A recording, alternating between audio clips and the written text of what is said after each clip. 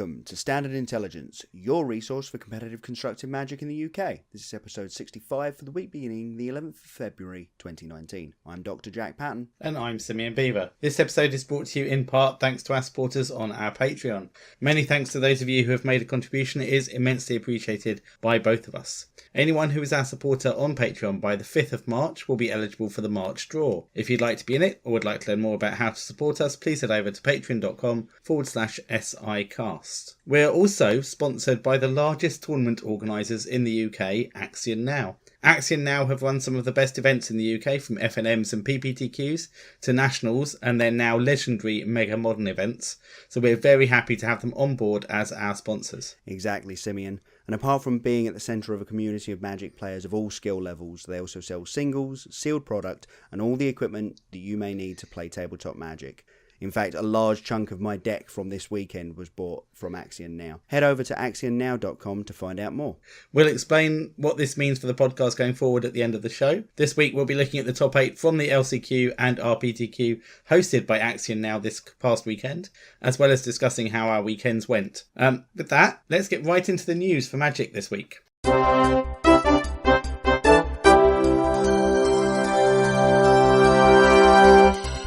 So we were assuming that we were going to have quite a quiet week news-wise and be able to go focus on the LCQ and the RPTQ. And then yesterday, from when we're recording this, there was I don't want to say an announcement made. No, it's not an announcement. It wasn't an announcement. There was a comment made on Twitter that Magic Fest and the Mythic Championship London will be on the pre-release weekend of War of the Spark. And we all went, yo what? So for me personally, that was a big you what, because it means that the Magic Fest is happening in a completely different way to normal, so there are no buys. Essentially, I've had no local GP where I could use the 2 buys, and there was absolutely no indication of that. No. While I was earning the 2 buys and spending the extra money to get to the point where I had those buys. Exactly. I mean, okay, I got the points to make it, yay, well done me, but I haven't been able to capitalise on it. That is not, however, the biggest issue with this announcement. The biggest issue is in terms of our LGSs in the UK. Yes. So basically this event taking up the same weekend as the pre-release weekend means that a lot of people are going to have to choose between going to a local pre-release supporting their LGS, where most of the year we get to play Magic, or going to what is effectively the largest pre-release in the world. Now, obviously, the event held at the Excel Centre in London will not actually involve pre-release kits. It will be regular sealed from Friday onwards of War of the Spark, in case that wasn't clear. The new set will be being played at the London events, but you're going to have to choose between that or playing at a store. Yeah, and of course, most people have already booked their travel and their hotel for London. It's the weekend of the London Marathon, so things needed to be booked early. As soon as it was announced, people realised that and they needed to book as soon as possible. And B, people have to plan. London is in April. It's 2 months away. Yeah, we've been given this information 2 months out. It's 2.5 months, but yeah. And I can see that there are some, I have seen in the Twitterverse, people from the States going, this would be great for a GP. We would love this. Yeah. So, yes, but you don't have, essentially, all of the TOs go to the GPs in England. Yeah. Pretty much. Yeah. All of our judges go to the GPs in England. Yes. Game stores empty on GP weekends. That is just the way it is in the UK. And it may well be different in other parts of the world where there is a group of casual players or more casual players who play in the stores and play pre-releases and play FNMs, and then there's a group of competitive players that play at the GPs, and never the twain shall meet. Yeah.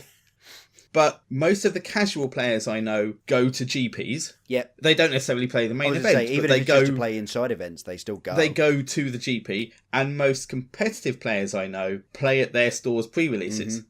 So those two just don't go together. Yeah. If it's on the same weekend. And I mean, then there's also the fact, obviously, we've got quite a high density of stores as well, you know. Yes, in terms of per...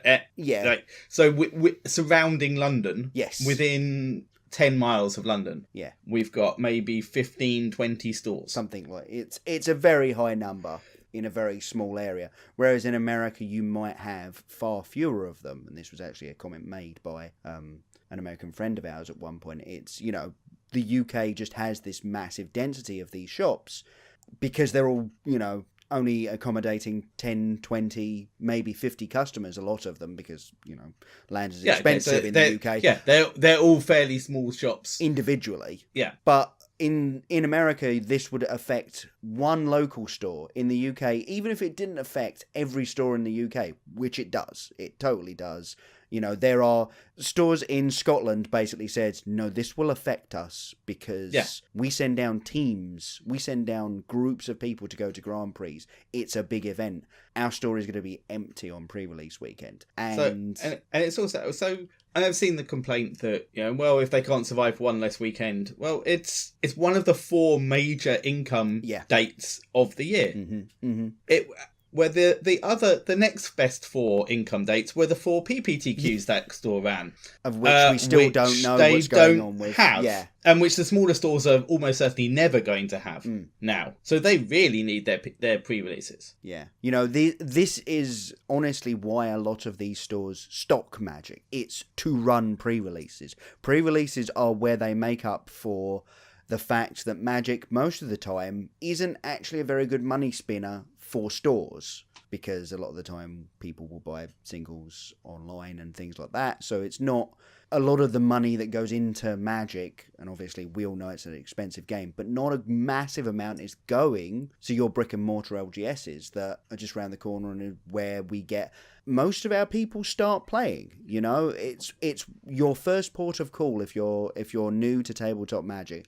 You're going to go to a local store, and damaging them is damaging our community as far as I'm concerned. Oh, absolutely, 100%. Like this is an affront to the ideas of building a community within these stores and within these regions. We have a very dedicated community in the UK, and that may actually be our detriment on this particular instance, because we want to go to both the pre-releases and our LGS. Yes, if they were on 2 different weekends, we would attend both. Yeah, I mean, without question. I mean, we knew it was going to be at this very early in the season, and so I think people thought it was going to be like GP London 2 years ago, or a year ago, which was GP Kaladesh 2 years ago, and 2 years ago. And it's like 2 weeks after the set's released, or a week after the set's released.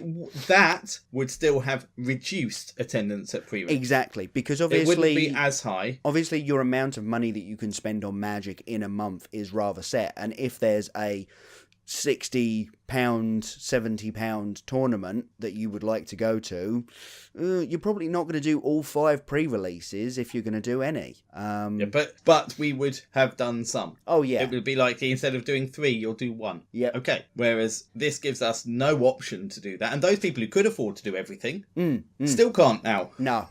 Because they don't have a way of going back in time. No, exactly. Redoing the week. We need time turners, clearly. Yeah, exactly. And on top of that, that is a big issue. And those of you who want to find out more about how the stores see what's going on, the local close to London stores, it's not the 2 major London stores, but the ones that are close by London, they have written an open letter to WotC, which I feel everyone should go and read. Yes, absolutely. It's on the subreddit, I believe, so it should be relatively easy to find on the /Magic TCG Reddit. And that says, could it be possible that UK stores get given a pre-release? Yes. And that would solve that issue. Yep. I think if we did that, we as a community would not be as frustrated by the 2 events clashing. Yeah, that would certainly mollify us. Obviously, a distinct error in communication abilities has occurred here as well. And that's part of the problem. I think it was seen, and the way it was announced was, this is an amazing thing, and we're holding it back because it's so amazing that everyone's going to be really delighted by it. And I think if it was in the States, it would have been. Possibly. But it's just the way the UK community works makes it quite so bad. And the other thing is, we can't do a pre-release on release weekend. Well, A, it's then not a pre-release. And B, yes, you can. Obviously, Axion sometimes hold events where they'll use the pre-release packs. But they're not the same as a pre-release. No. And things like Axion has a 3-day event around a pre-release. Yeah, the 3-peak challenge. Yeah, where playing all 3, there are extra prizes for the best performing player over those 3. The Friday night, the Saturday and the Sunday main events. Exactly. Those are the sorts of things we do here. I mean, there's the Dark Sphere one, the every solo pre-release package, which is you do midnight on Friday and then you do the 3 on Saturday and the 1 on Sunday morning, and if you're a complete lunatic you also do Sunday afternoon Two-Headed Giant as well, you know. Yes, Jack, don't you? Well, I see, this is it. I have been known to do that sort of thing.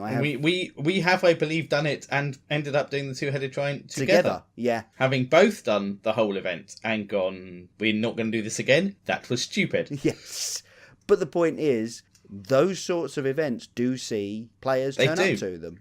So let's say there are 20 players who would play that at DS. It was 70, about the same as one event at the Magic Fest.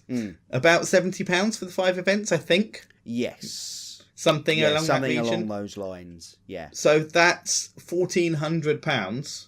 Those 20 players will absolutely be the type of players that will also go and play at a GP. Yes. So that's the next thing I think we should walk on to, and that is the way that this is being run is odd and feels like the most pay-to-win possible version of Magic. And that is, it is £70 to enter one of 4 flights.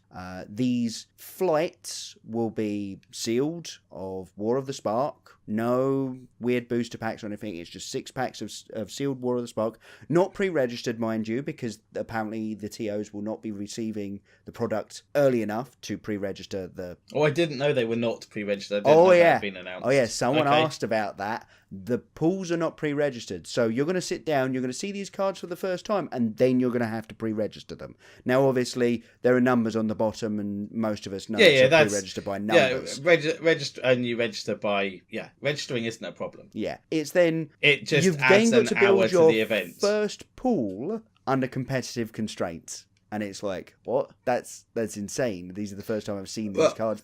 Obviously, in franchise players, we will be checking the spoilers. I've seen people say, "Oh, it means everyone's on a level playing field because no one's played the cards before." No, it doesn't. It actually means that the pros have a massive advantage. Massive advantage. Yes. Obviously, many of the pros will be in the secondary Pro Tour or Mythic Championship that weekend, but some of them will not. Some of them will be playing with us. And on the Saturday, a lot will not, because they will have not qualified from day one of the Pro Tour. Yeah. Anyway, so it's £70 to enter per flight. These flights fire at 9 a.m. and 1:30 on both Friday and Saturday. On the Saturday, it's at 8 a.m. Oh, 8 a.m. Sorry. Yes. The flights. There are 4 of them. You can enter as many as you would like, and that includes if you have already qualified for day 2. Qualification now occurs at 6 or 1 or better, and the eagle-eyed amongst you will notice that that's only 7 rounds, so you're going to pay £70 to maybe play 7 rounds of Magic with a pool that you have built for the first time seeing the cards, and you've got to go 6 or 1 or 7 or 7 and 0 to make day 2. Day 2 in air quotes here, because obviously it's actually because it'll be day 3. Yeah, it's actually just make it to Sunday when you come back, and instead of drafting, as has always been the case. No, I don't think it's fair to say it's always. Frequently. The Pro Tours we have watched have always been this standard. The GPs always been this standard thing that happened. Well, I don't believe when they began there was this standard. It always happened in the same way. Yeah, but yes, it isn't draft on Sunday. It's only draft in the top 8. And as I say, because you can enter as many as you would like, if you fail, you can pay another £70 to go round again. You can literally go O2 drop, O2 drop, O2 drop, and play all 4 and pay £280 in an attempt to qualify for day 2 if you wanted to. But you can't, because of the timings. Mm-hmm. So it starts at 9, build till 10. Round 1 finishes at 11. Round 2 finishes at 12. You'll only be able to. You have to drop by the end of round 3. Round 3, yes. So if you've gone 2-1 at that point, you're going to stay in. Because how it actually makes almost no difference whether you go 6-1 with a loss in the first round or 6-1 with a loss in the last round. Well, actually, it makes no difference because your standings are being reset. 0 difference. So it's not like, oh, well, I lost round 1, so there's no way I can top 8. And obviously, also we need to point out there are no buys. Yep. Again, as I ranted about early on. Yeah. And on top of that, the prize wall will have 0 War of the Spark on it. Yep. That's the worst bit, I think, about it, because it's a pre-release. Yeah. There's none of the news. So the set is literally its last moment as the set is at this event.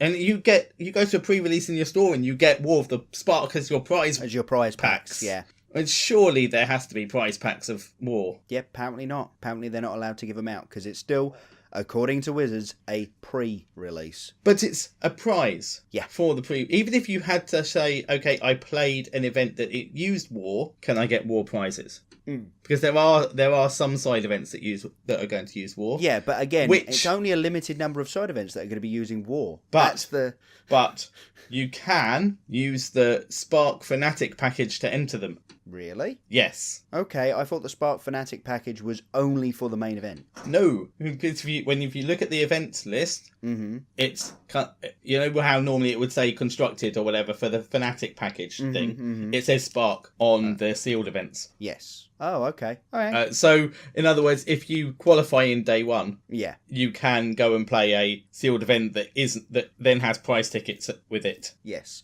because there is no suggestion that any of these flights will award prizes other than registration for day 2. No, they won't. There's been no. They'll offer Planeswalker points.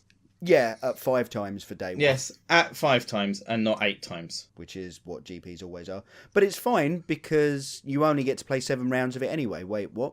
You can play 14, but you pay for that. I don't like this. This like I say, this feels like, okay, so we're cutting down how much you get to play. You can pay us more to play more, but it's at this really inflated price. Because it still holds the possibility of you making day 2 and theoretically moneying. And then it's only 7 rounds. And it's really hard to qualify for day 2. It is really hard to qualify for day 2. 87% win rate is what you have to hit to qualify for day 2. 87%. The best pros in the world hit 60. Yeah, I know. But you can't... And obviously people spike and... You can't do that because obviously every event, the people who qualify go above the pro win rate. Yes, of course. But I just want to clarify how ridiculous I think that is. Because it could equally have been you go in flights of 16 and the winner of that flight wins. Yeah. Qualifies. Yeah. And that's only win it going 4-0. And that's no more than you do at an FNM. No. To win it. It's just it looks bad when it says it needs to be 6-1. Yeah. For a £70 event, Sibian. Oh. Yeah. If this was a bog standard limited GP, it would still be £70. Yeah, absolutely. And we would pay 1 more round. So I'm not going to go into £70 for only 7 rounds. I don't. To me, that's not the problem. I think it's part of the problem. That's a problem of all GPs all the time. I think it's their cost. No, I think we're giving up a lot of ground at this GP. We are giving up. We're saying, okay, make it harder for us to make day 2, and also make it worse value for us playing day 1, and also make it so that we can't get the prizes that we want, and also make it so that our hard work last year to get buys doesn't mean anything. There is that. And also screw over our LGSs. Well, let's take the event. Go, okay, they go GP London. Let's pretend all the Spark releases at the beginning of April when I hoped it was going to release. Yes. And they went, GP London is going to be a differently run limited GP. There are going to be these 4 flights over 2 days to qualify into day 2, in inverted commas, day 2. Yeah. And day 2 is going to be sealed instead of draft.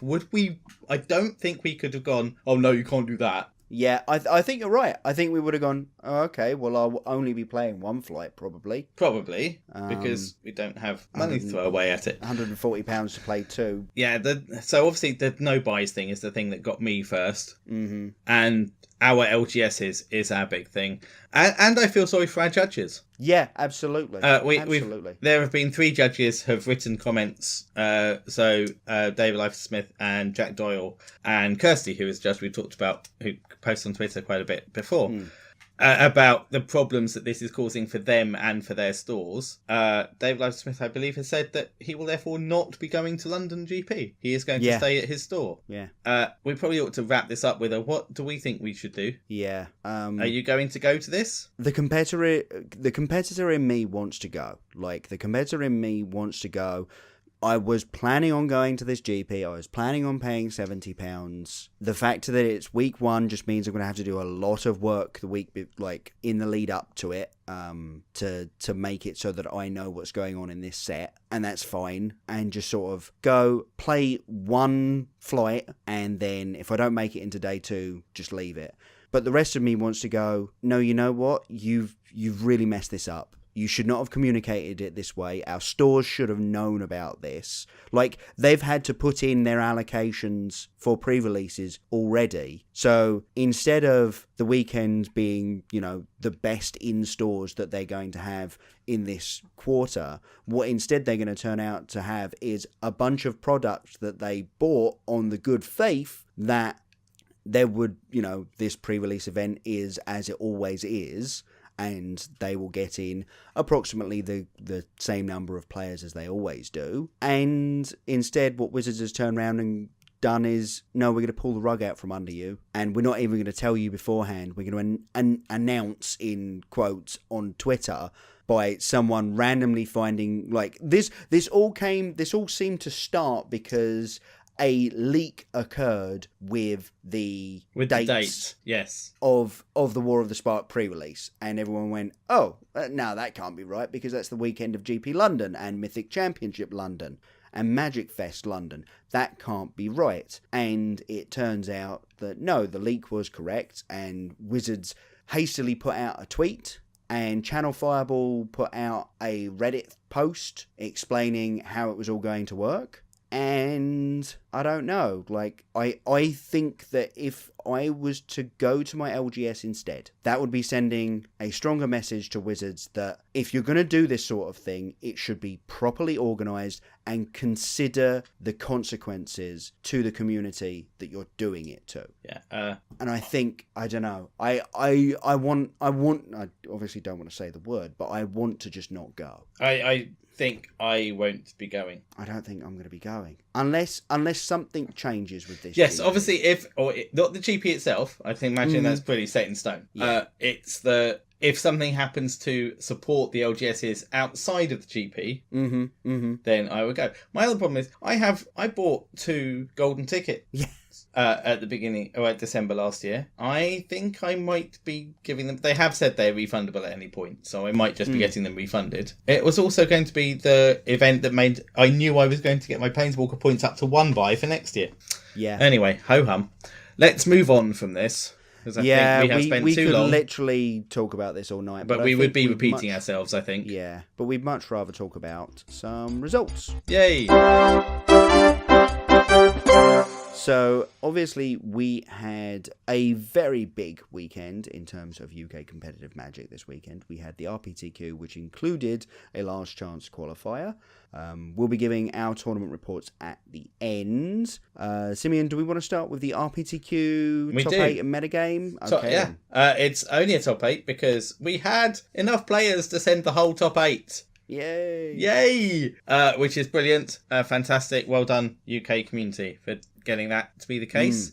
First time we've managed it. Last possible time, but the first time we've managed it. Let's look at the metagame first. Yes, so we said last week that we felt Esper and Sultai were going to be the big decks. Yep.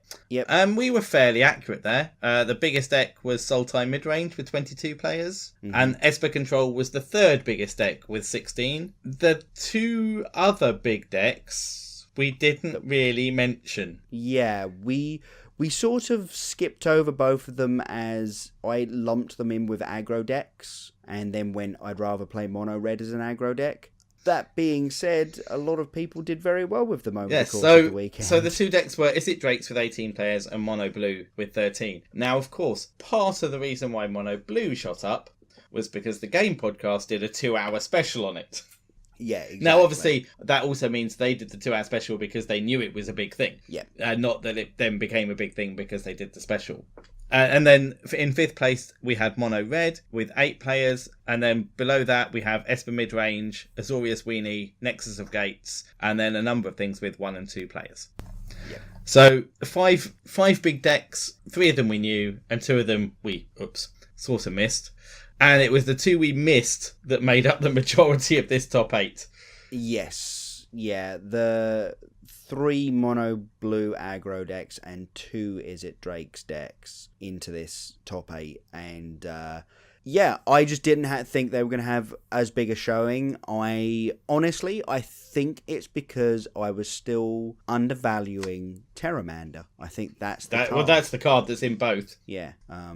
I think it's given Is It Drakes a threat to play on turn 1 so that they can start playing charter courses again and have a reasonable likelihood of having them turned on turn 2. And it's also given the mono blue decks another, 1-drop evasive threat. That also happens to be a really good mana sink in the late game. Yeah. If they get a little bit flooded out.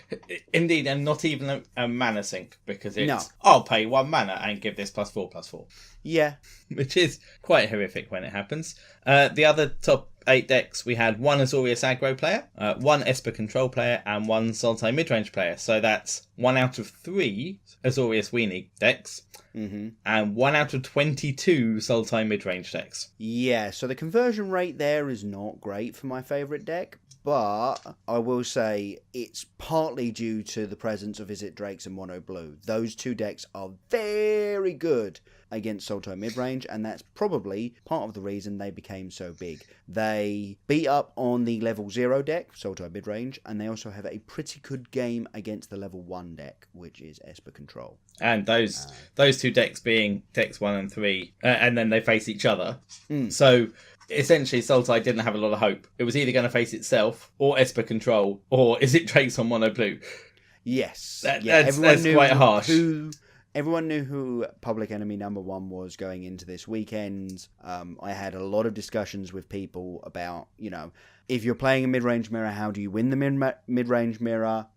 If you are attempting to play control, how do you beat a Hydrocrasis off the top of the library? Hint, you probably don't. And it's just, it had a massive target on its back, and people found the correct way to fight it, and that is be aggressive, be evasive, and be big and also hard to shoot. There's only so much removal in these mid-range decks at the moment, and if you have a dive down or a spell pierced, you'll often catch the Sultai decks at exactly the wrong moment for the Sultai decks. So would you expect, following this, assuming there was, say, a PPTQ next weekend to play, following these results, would you expect Sultai to stop being played, or would you expect it to alter its package within its main deck to fight these 2 decks? I think we're going to be seeing people go back up to at least 3 cast down,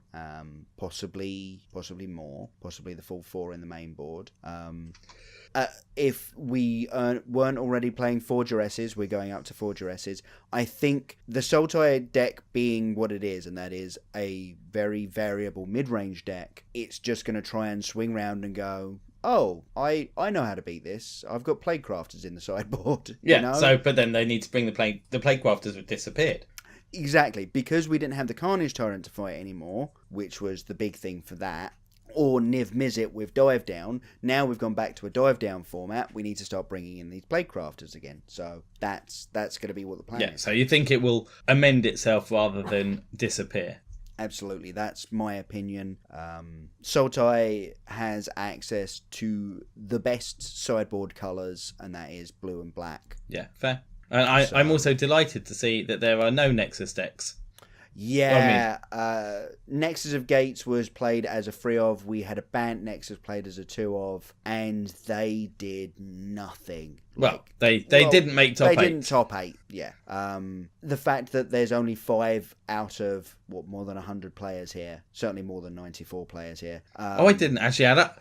I forgot that I could add up the total decks and find how many players there were. And I've only got it as 94 plus. One moment. The number of decks to see play with Nexus in, the usual suspects that I would think would go and gravitate towards a degenerate Bant Nexus deck, if it was any good, didn't. So it feels like maybe my prediction at the start of the season that Wilderness Reclamation is a terrible card to have printed because Nexus of Fate exists. Not necessarily because Wilderness Reclamation is a bad card.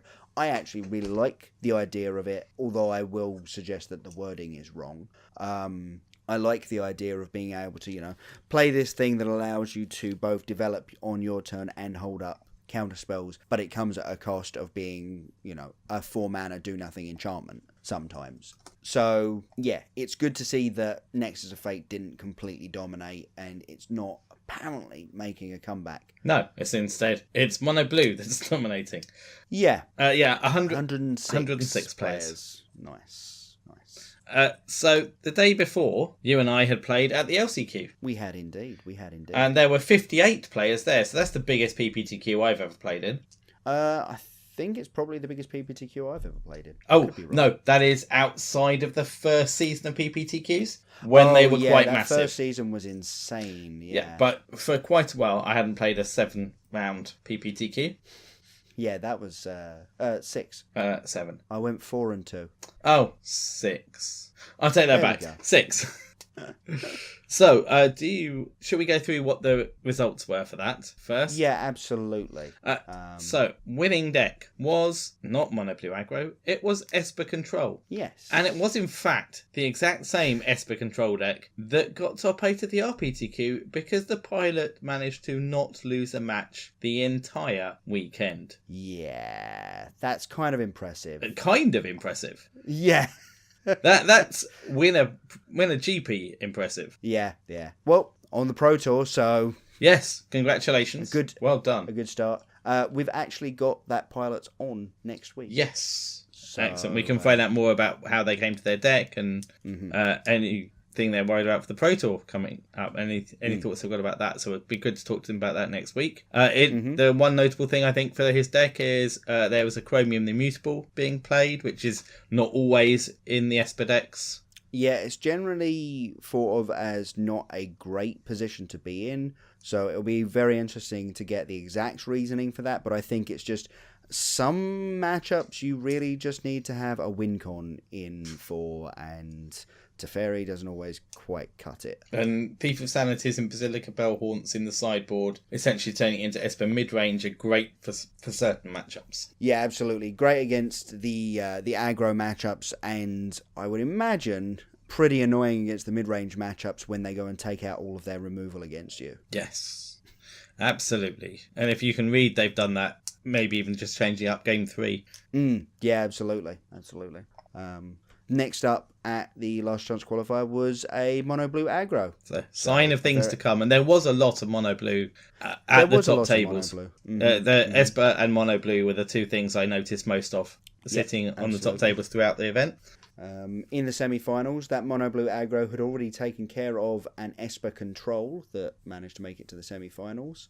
But the eventual winner had fought against some lunatic on Azoria's aggro. Now, I don't know who that could have been, Jack. Yeah. So for those of you who don't know, Simeon decided to change his deck at the last minute after he got 17 straight. No, it wasn't. No, you're exaggerating. You've kept exaggerating. I went 0-12 or 0-14 in games on Arena with Dinos on the Wednesday, I want to say. So the day after we'd recorded, and I'd said, yes, I was going to stick with it. And I went, I just cannot play this. It is awful. Utterly abysmal. What do I do? And Jack, you kindly sent me the link to the Andrew Ellenbogen article about Azorius Aggro. And I had, as I'd mentioned last week very briefly, I had played a little bit with Azorius Aggro deck and gone, yeah, it's almost there, but I don't know what I'm doing. And the Ellenbogen article essentially said, this is what you need to do in each matchup, and this is how to sideboard for each matchup. And I was like, yes, grab that. I have most of those cards in paper. I have those cards on Arena. Let's try this out. And it went quite smoothly on Arena. Okay, let's lock this in. Let's go for it. And it turned out to be quite a good thing. Yeah. We'll get more into your tournament a little bit later on. In the quarterfinals, Simeon, I believe you had to beat the Sultai mid. No, oh no, you had didn't. to beat Team Macleod, didn't you? Yes. There was also a Sultai mid-range, and Is It Drakes, and a mono red aggro that, in the final round of the tournament, that mono red aggro player sat there opposite their opponent, and their opponent goes, wait, that was turn 3? And we all sort of look at him and go, why, what's up? And he goes, untap, I'm at 7? And you just sort of go, oh, that's an excellent opener, the red deck. The interesting thing is, though, that mono red aggro deck is running Flame of Keld. Yes. I think maybe with Light Up the Stage, we might have gone back into a Flame of Keld. It's better. It is possible. It is definitely possible. Instead of playing the Runaway Steamkins, you're running all of the, the low drops and the pingers. He's still running 4 Runaway Steamkins. Oh, really? Well, I mean, that really helps an explosive. Although somehow I've managed to put them out of the creatures. Obviously, I put them in the spells side. Obviously, why would I not get that right? Sorry, Jack. That would be why you thought there were no Steamkins. There we go. But yeah, I think it's still a good deck. Mono red is never going to be a terrible deck, but this is really interesting to see. And yeah, Lightning Strike, Light Up the Stage, Skewer the Critics, Wizards Lightning, just bad. It does mean that you can't take 4 from Risk Factor quite so often. Yeah, absolutely, because they might just go, oh, I've got 2 cards in hand, Risk Factor you, and you go, yeah, sure, take the 4. And they go, cool, Light Up the Stage with Spectacle, I found the damage to kill you. And now that damage is sat there waiting for me next turn. Oh, you're on 6. Oh, there were 2 burn spells sat here. Can you gain life? Oh, you can't. Oh dear, you're dead. Yeah, no, it's pretty mental when it goes off. Obviously, it's not very high at the moment. I think if mono blue remains as big as it is, we'll see mono red coming back in, because I think that's a pretty good matchup for mono red. I think also Flame of Keld mono red is even better against mono blue than Experimental Frenzy mono red. And you go, I have 3 Chain Whirlers. They're good. Or 4 Chain Whirlers. Yeah, exactly. I'm gonna wipe the board of all your threats.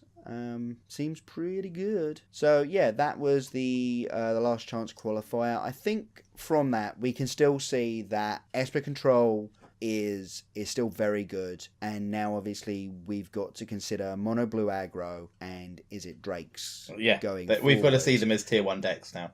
Absolutely. As opposed to last season where they were tier 2 or 3 and were occasionally a very good deck to take. White Weenie in any of its forms falling down here is interesting to me. It kind of means that you have to be in exactly the right metagame to see White Weenie doing amazingly, but it's still a good deck. Like you say, there were 3 played at the RPTQ, and one of them top 8'd. So it clearly found the matches, and then you were one of the only people playing. Yeah, there weren't that many. There was me and one other player that I know of playing it at the LCQ, and we were both in contention for top 8 all the way through. Yeah. So yeah, absolutely, it was a good choice. It turned out to be a very good choice for the day and for the weekend. Yeah, absolutely. So I do kind of feel that it's going to start falling off a little bit now, because I'm not certain how good it is against Drakes or mono blue. It's meant to be pretty good against Drakes. I kept hearing, because Drakes is the one deck that in the Ellenbogen article is isn't mentioned. And I was like, I don't know what to do against Drakes. And people were saying, it's just got a great matchup. You basically don't have to do anything. I didn't actually face it. I didn't face Drakes on Saturday, but I faced it online a few times and I keep losing. They're very tight games, but I keep not being able to get through the last points of damage, and I just take 9 from a big thing in the air. Exactly. So I'm not sure about the mono blue. Maybe sorry, that's mono blue as well. Both of them I keep losing to. Okay. So I don't think it's overly great against those two decks, but I have been told that it's meant to be good. Okay, that's interesting.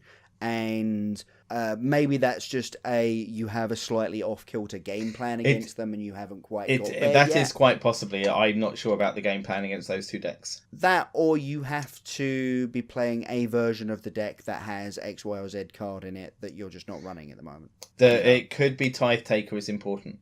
That's very likely. I actually think Tithe Taker's stock's gone Though, out this week. to be fair, the standard SCG event was won by Azorius Aggro. Yeah. And it's a slightly different deck. In fact, it was with no Deputy of Detentions in it in the 75. Again, that has had a post put onto Twitter with a sideboard guide, or at least a take these out, put these in guide, and the deck list. And I would be tempted to switch to that and see how that went. Fair enough. Yeah, don't bother trying to remove the threats. The deputy hasn't proved particularly great for me as a one-off. No, I can actually believe that. And having the consistency of the 4s in the sideboard is possibly better. Yeah. Okay.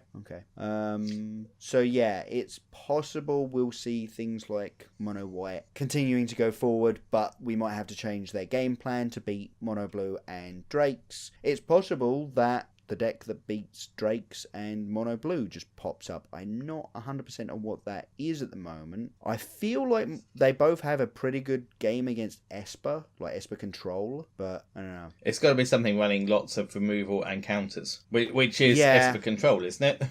Well, yeah, exactly. Like, I just keep looking at it though and going, yeah, but as soon as they stick a threat and are able to protect it with 2 spells, like 1 spell on their turn and 1 spell on their opponent. If they can stick a threat and protect it with 2 spells, that's asking a lot.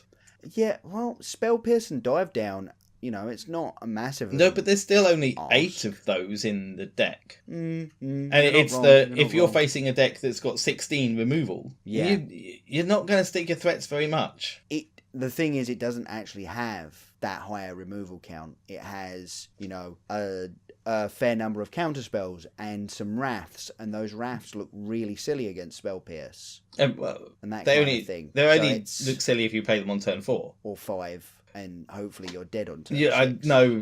I don't think Drake's kills you on turn 6. No, but if you have an aggro draw, like, you are very, very badly off.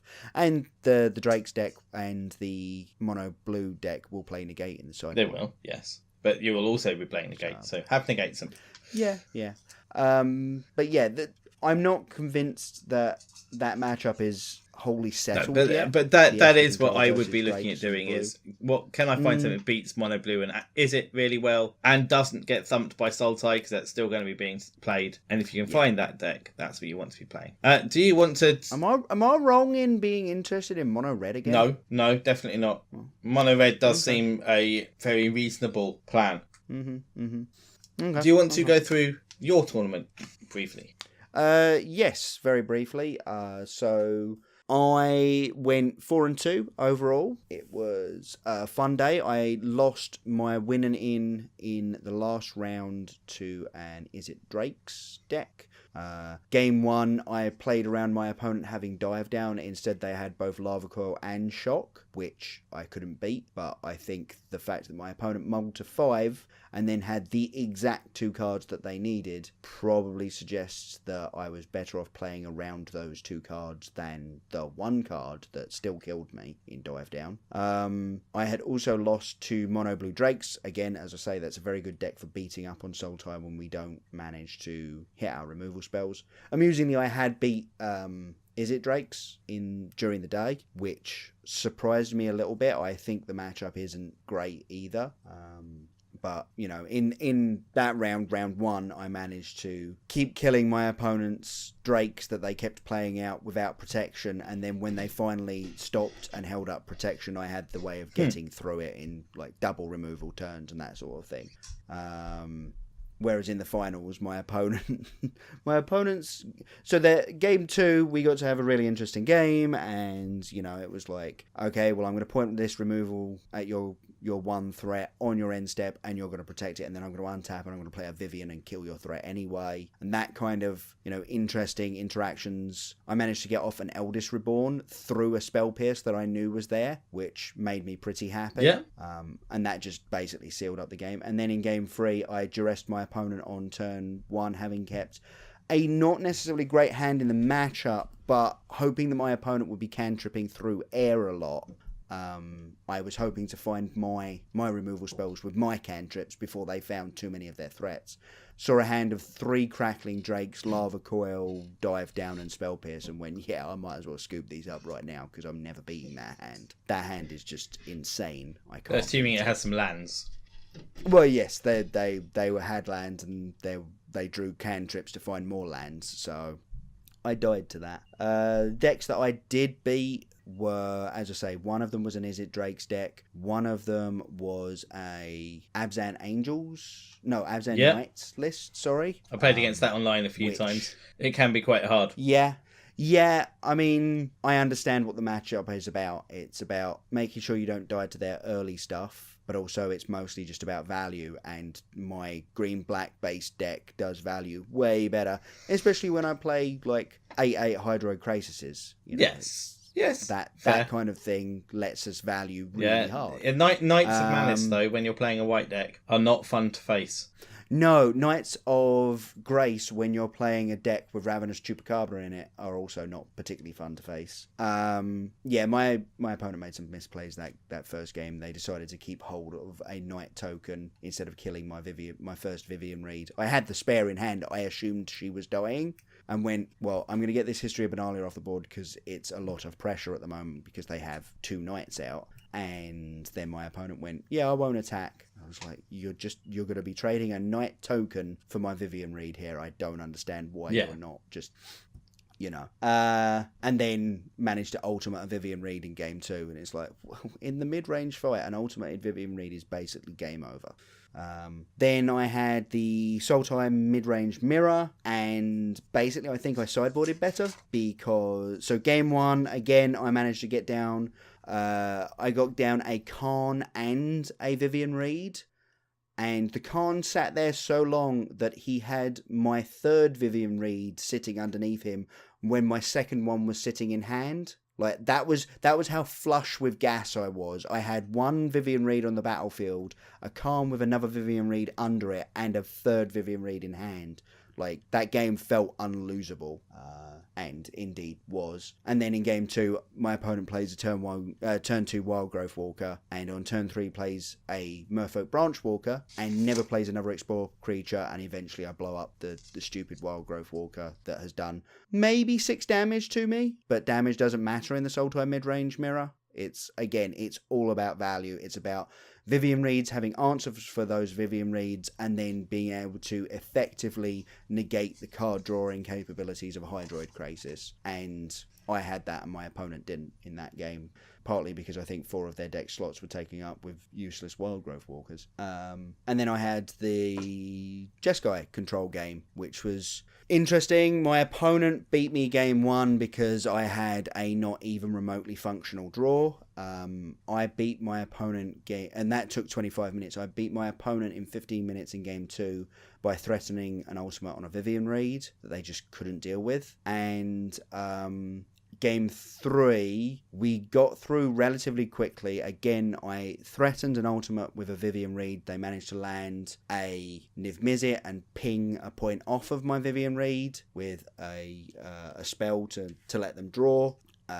And we were about to go to turns, so I basically flooded the board with as much damage as I could, including a big Hydroid Krasis, managed to find a Duress, and also managed to knock off the top of my opponent's library with a Thief of Sanity and Explosion, which it turns out that was the last explosion in their deck. Yes. They had taken all but one of them out, which was kind of amazing.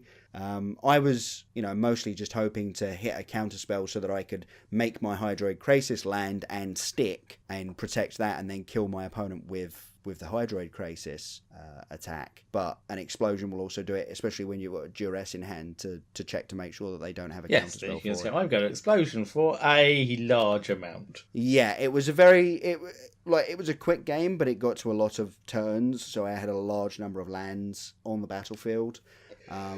That was a really weird game because I don't think I've ever discarded to hand size more in a game that I was very clearly in control of than in that game. I got to do things like hold a find in my hand for about 6 turns, see another one on top of my library with an explore trigger, cast it the next turn when my opponent obviously knew about the first one, and then just cast the second one and get 2 Hydroid Krasis back, and just cast them again 2 turns later.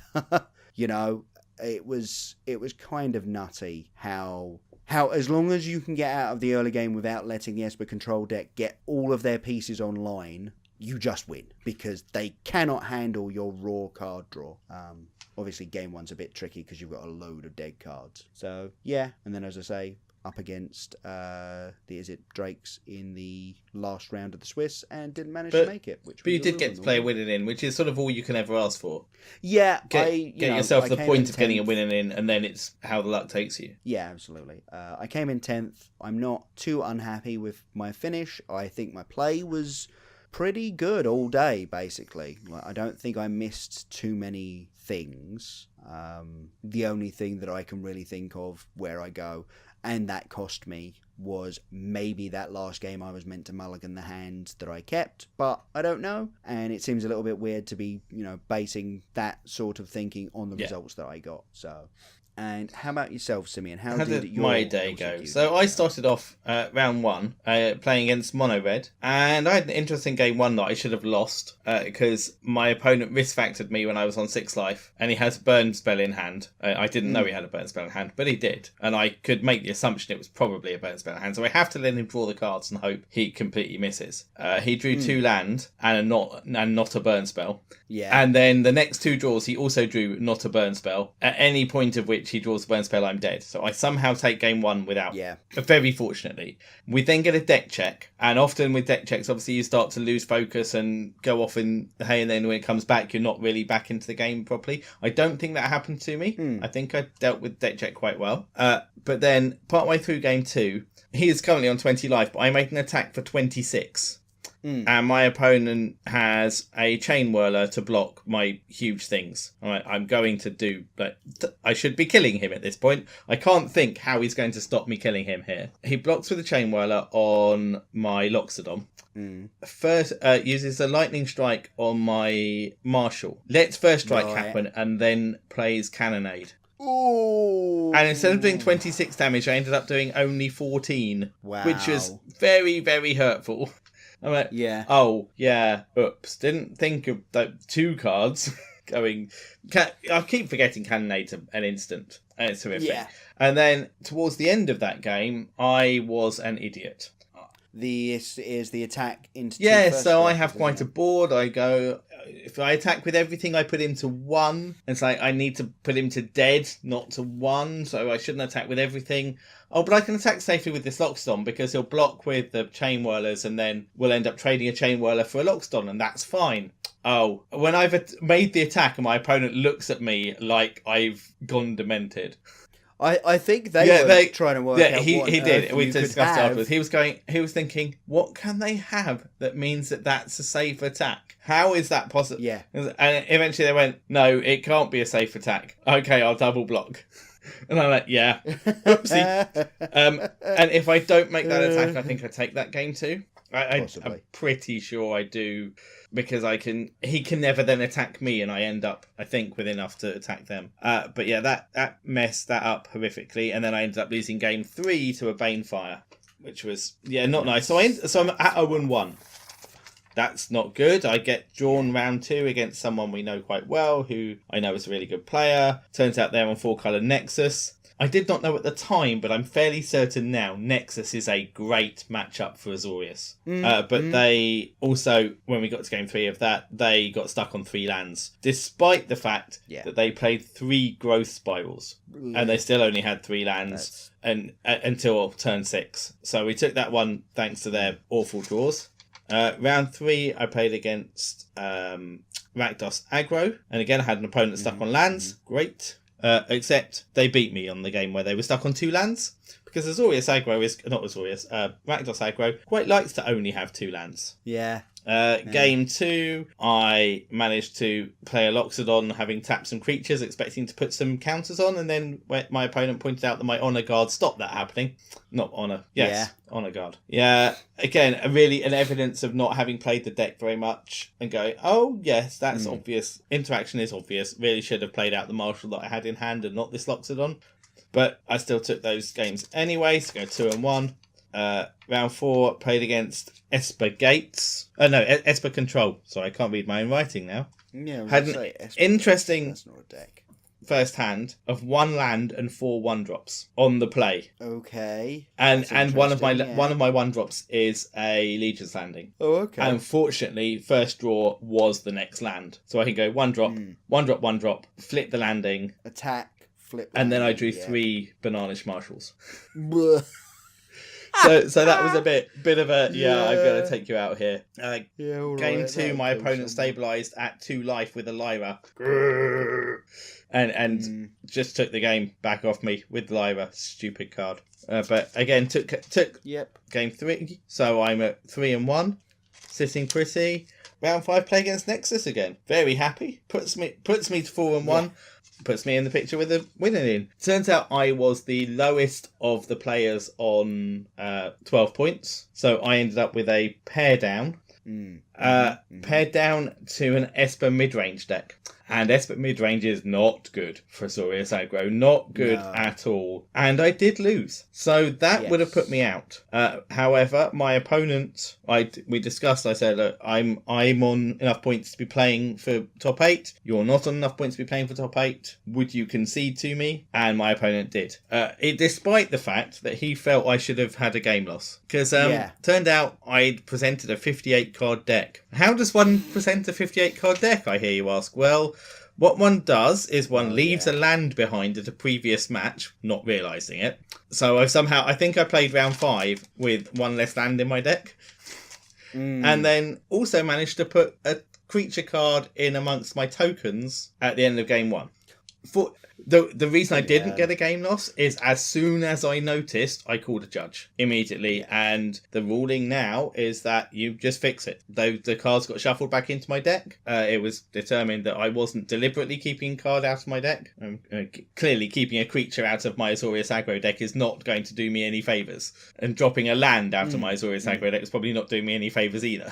So I it took quite a while of the judges having a discussion, presumably to make sure I wasn't doing it deliberately. I'm very grateful to my opponent there for giving me the concession. They didn't have to, but they did, and if they're listening, thank you. And then in the quarterfinals, I faced the Teamer deck that we sort of skipped over the fact there was a Teamer climb deck in the top 8. Yes, we really kind of did, and I was hoping to get to it basically here. So, go on then, what was that match? Essentially, it is the Sultai deck.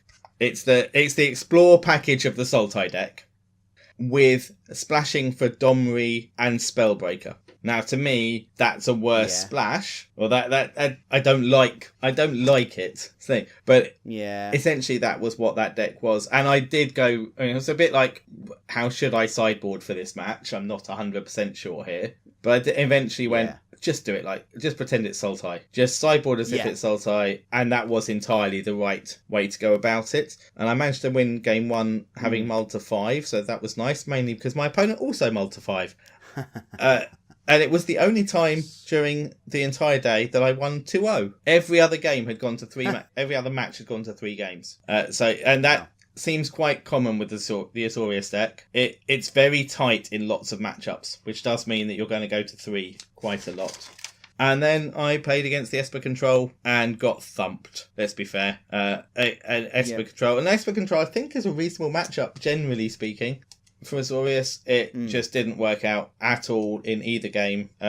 Oddly, I lose game 1, me being on 18 life and my opponent on 5, but at a point where I knew I had no hope. I can't remember the board state at that point, but I feel it probably involved a Teferi having ultimated. That tends to be why you concede to Esper. Yeah. But yeah, overall a very, very successful day. Won a box for coming in the top 8 because it's an Axion Now event, so prizes are good. Very good prize. Pulled a Hydro Crisis and a Domri and Kaya out of the prizes. Not bad box at all. Yeah. But yeah, also a very well run. Absolutely. And we wanna give a shout out to Erin and Nick for sending us thank you very much. And the meta breakdown for the RPTQ. That's really great of you. Thank you very much for that. So we should sort of move to closing up here because we've probably talked for long enough. Do we need to explain things a bit about the thing we mentioned at the top of the show? Yeah, I kind of think we probably do need to explain a little bit more about what's going on with the sponsorship stuff. What we're hoping is that this means all good things for our listeners. Some slight changes to how we do things, but what we're going to be getting out of it is going to help the podcast and, in turn, help our listeners. That is the plan. That is the point of this. We're going to start with, improved performance and quality. Simeon can ditch his mic in a cup. My mic in a mug. I have to say, my wife went, "Oh, it's quite cute." And I said, yes, I'm actually going to maybe get a proper mic with a proper guard and various things that allow me to have a better sound. You don't have to do quite so much work making me sound better than I really do. I would very much appreciate that, yes. Obviously, we'll also be in contact with one of the biggest teams in the UK professional scene, and that gives us the chance to talk to some of the professional players on those teams and maybe get a little bit more information for you folks as we go forward. Our control over the Patreon remains unchanged. It is ours. We don't have to change anything for it. But what we are going to do is we're going to make one minor modification, and that is instead of giving away a playset or indeed a standard card, we're going to be giving store credit at Axion Now. They sell everything, so you can choose what it is that money goes on, and we just get to say thank you very much for supporting us in a way that means that you guys get to actually pick what it is you want to do with that giveaway. I think that's a far better system. I think it's better, and we also have to rely on the postal system. We'll be able to tell Axion, you have won that amount, they'll put it into their system, and it will be there for you to use when you need to use it. Yeah, exactly. The last change is how you may go about listening to us. So if you want to listen on Thursday at noon, your destination should now be axionnow.com rather than our website. And then on Friday at noon, Saturday Intelligence will come to our own website and also directly downloaded to your phones. So if you want it Thursday at noon, head over to axionnow.com and pick us up there. Otherwise, you'll be getting it in the usual places on Friday at noon. I think both of us are really happy to be sponsored by Axion Now. It shows that they believe in what we're doing here, in trying to empower competitive Magic players with as much information as we can get our hands on. And that's good because we really believe in what they're doing in trying to create a inclusive and open environment for players of all skill levels at tournaments with epic prize support. As you said, Simeon, walking away with a box for top 8 is not bad at all. The Mega Modern, in fact, the top 8 split their prizes, as I understand it. I don't know if it was the whole top 8 or if it was like the top 4 or something, but I know that each of them that did do the split walked away with 2 boxes of Ultimate Masters and 3 boxes of Ravnica. Oh, nice. Agents. Yeah, right? That's kind of an insane prize pool there. So, yeah, when we talk about Axion events, we do mean very good events. Obviously, as we said earlier, Axion Now sells a wide range of singles from a bunch of different formats, so do check out their singles. You can in fact trade in your cards for cash or get a better return if you'd prefer store credit. They do also sell sealed product for drafts and all of the equipment you could need to play a game of Magic.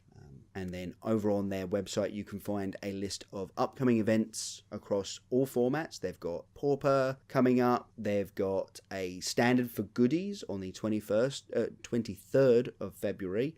And obviously, when they say goodies, they really mean goodies. And you can also find articles and videos by some of the best Magic players in the UK over on their website, axionnow.com. I think that's about it, Simeon. What would you be playing if you had an a PPTQ this weekend? I would play this Azorius aggro deck again. I loved it. I would have to try and see if I could tweak some things for the mono red and mono blue and Is It Drake's matchups without hurting the Sultai matchup too much. And what about you? What would you play? If it was, I think I'd be very tempted to try the Is It Drake's list. I think it's going to continue to be well positioned going forwards, and it's got exactly the right amount of play for me. We're not just playing out our cards off the top of the library in the late game. No, you've got a lot of selection. Exactly. And that sort of thing very much appeals to me. Terry is a heck of a Magic card, and I would very much like to have a little play around with the Axolotl there. You know, that is a very good Magic card, and I would really like to test it out. If you said, you know, with the cards you have available, it's obviously still Sultai at the moment, but I would definitely be putting Plaguecrafters in my sideboard, at least, if not back in the main board. I don't think Khan is particularly good at the moment. You know, it's not exactly what we want to be doing. Thief of Sanity is a brilliant Magic card right now, though. Like, I'd be really interested in sticking one of those. My match against the Esper mid-range deck, that was why I lost it. Yeah. Thief of Sanity was the main reason for me losing against Esper mid-range. Brilliant at the moment. But yeah, obviously, if you'd like to have a look at any of the deck lists from this week, from the LCQ or the RPTQ, and also the metagame, do head over to our website, standardintelligence.uk. If you'd like to talk to either myself or Simeon, the best place is probably Twitter. I am at JackPatton42. Simeon, you are? I am at SimeonBMTG. If you'd like to talk to us about anything longer form, do email us at standardpattern@gmail.com. We have a YouTube now. YouTube search for Standard Intelligence, and you should find us. This episode, as always, will be going up there, as do all of my streamed leagues. I stream over on twitch.tv/JackPatton_MTG. Join us every Wednesday, Friday, and Sunday, and I will be testing out some new decks. Gonna play some Is It Drakes? I want to see. I maybe, but I kind of want to see how far I can push a Thief of Sanity deck. So we might be playing around with that maybe on Friday. We also now have a Facebook. We've been posting things on Facebook, trying to keep people updated. So if you are looking for more information, do head over to Facebook and search Standard Intelligence UK. We are over there. And if you would like to support us, please do head over to our Patreon over at patreon.com/SIcast. Thank you very much to our supporters on Patreon. And obviously, if you are registered before the 17th of March, let me just have a double check. 5th of March, you'll be eligible for the March draw, which, as we said earlier, will now be store credit at Axion Now, which I think is pretty cool. Thank you all very much for listening, and we'll see you next time. Thanks for listening. Goodbye.